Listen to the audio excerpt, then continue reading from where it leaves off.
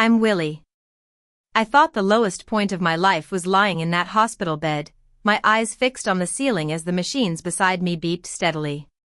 Little did I know, the real blow was yet to come.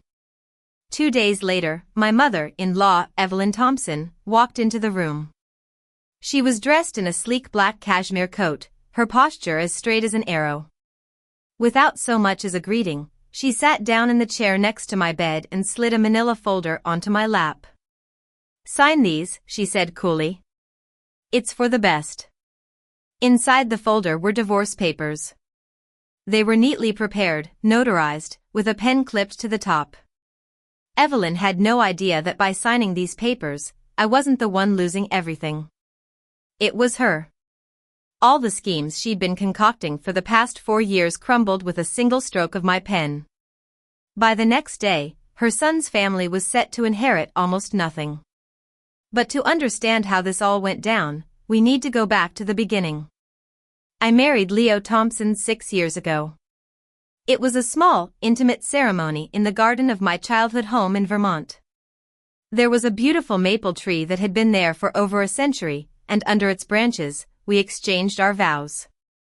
The sunlight that day was a soft, golden glow, casting a warm hue over everything. Leo's eyes welled up with tears when he saw me walking towards him. I thought it was a sign of a beautiful future together.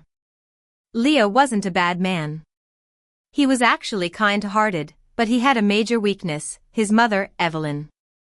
Evelyn was a powerful figure in the local business community. She was 65 years old, with an air of sophistication and an iron-willed determination to control every aspect of her son's life. She never raised her voice or said anything overtly cruel, but she was a master of manipulation. She'd drop subtle hints, plant seeds of doubt, all under the guise of concern. Our first real clash came when we bought a house. It was a charming 3-bedroom colonial in a quiet neighborhood. I'd saved up a significant amount of money from my job as a financial analyst at a well-known firm. I contributed 70% of the down payment, while Leo paid the remaining 30% from a trust fund set up by Evelyn. I found out about this trust fund after the deal was closed, and it gave me an uneasy feeling, like a draft from an unseen door. Leo tried to downplay it. "Mom just wanted to help," he said. "She's being generous." But I couldn't shake the feeling that there was more to it. I let it go, though. I'd learned over the years to pick my battles with Evelyn. I told myself that the house was ours, and I'd focus on making it a home. We planned to have a child. We talked about it for 3 years, and finally, I got pregnant. I found out on a cold December morning. The test in my hand felt like a symbol of our new beginning. I called Leo first, and his voice was filled with pure joy. Then I called my mother, and we both cried with happiness. We decided to tell Evelyn in person over dinner. But on the Saturday before our planned dinner, Evelyn called Leo. I was in the living room, engrossed in a book, but I couldn't help but notice the change in Leo's tone. "Mom, we were going to tell you together," I heard him say. Then there was a long silence. When he came into the living room, he looked sheepish. "She already knows." "Tyler told her," he said. Tyler was Leo's younger brother, and he was Evelyn's eyes and ears. We went to Evelyn's for dinner as planned. She was all smiles and hugs, congratulating me and talking about how she was already planning the nursery. But I couldn't help but feel that her enthusiasm was a bit too forced, like she was playing a part. The pregnancy was smooth for the first 5 months. Then, at 18 weeks, something went wrong. I was rushed to the hospital on a Thursday afternoon. Leo was by my side, holding my hand and talking to the doctors. I was grateful for his support, and I thought, this is the man I married. Evelyn arrived the next morning, accompanied by Tyler and his wife, Chloe. She took over the hospital room, rearranging the flowers, speaking to the nurses, and telling Leo to eat. She sat in the chair by the window, her presence overwhelming. I felt a coldness wash over me, a feeling I'd never experienced before in my 6-year relationship with her. On Saturday morning, Leo went down to the cafeteria to get coffee. As soon as his footsteps faded, Evelyn reached into her bag and placed the manila folder on my lap. I looked at her, and her expression was calm, almost detached. "What is this?" I asked, though I already knew the answer. "You know what it is," she replied. I opened the folder and saw the divorce papers. The settlement offer was insulting. It proposed splitting the house 50-50ths, even though I'd contributed 70% of the down payment. My retirement accounts were to be left untouched, but the spousal support was a meager amount. "Leo doesn't know you're doing this," I said. "Leo needs someone to make the tough decisions for him," she said. "You've lost the baby. Things have changed. Leo wants children, and you may not be able to give him that." I looked at her, really looked at her. I saw the web of manipulation she'd been spinning for years. The trust fund, the constant interference, the carefully timed revelations. I saw it all. And then I picked up the pen and signed. Evelyn watched me with a look of satisfaction, like she'd finally achieved her goal. Chloe, who had been sitting quietly in the corner, put down her phone. I knew she'd been documenting the moment. After I signed, I closed the folder and held it out to Evelyn. "There," I said. "It's done." She took the folder, and a small smile played on her lips. "I know this is hard, but you'll see," she said. I looked at her and said, "I'd like you to leave now. Leo will be back soon, and I want some time alone." She hesitated for a moment, then stood up, smoothed her coat, and left with Chloe. As soon as the door closed, I reached for my phone and called my friend and legal advisor, Ava. She'd been my mentor at work and was one of the best family lawyers in the state. I told her everything that had happened. Ava listened without interrupting.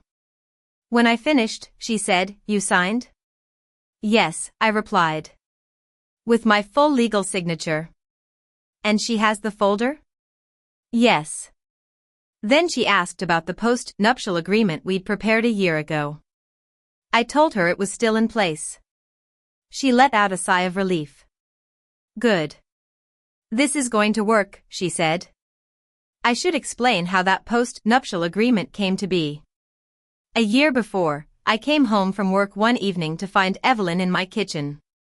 She was sipping tea from my cup, looking at her phone as if she owned the place.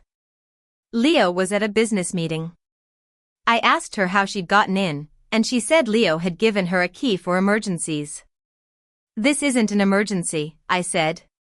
She just looked at me with that calm, calculating look of hers and said she'd just dropped by to bring some homemade soup. That night, I couldn't sleep. I thought about all the times Evelyn had inserted herself into our lives. The trust fund, the doctor's appointments she'd attended with Leo, the financial advice she'd given. I realized that I needed to protect myself. The next week, I met with Ava. I told her about my suspicions and what I wanted to do. She helped me prepare a post-nuptial agreement.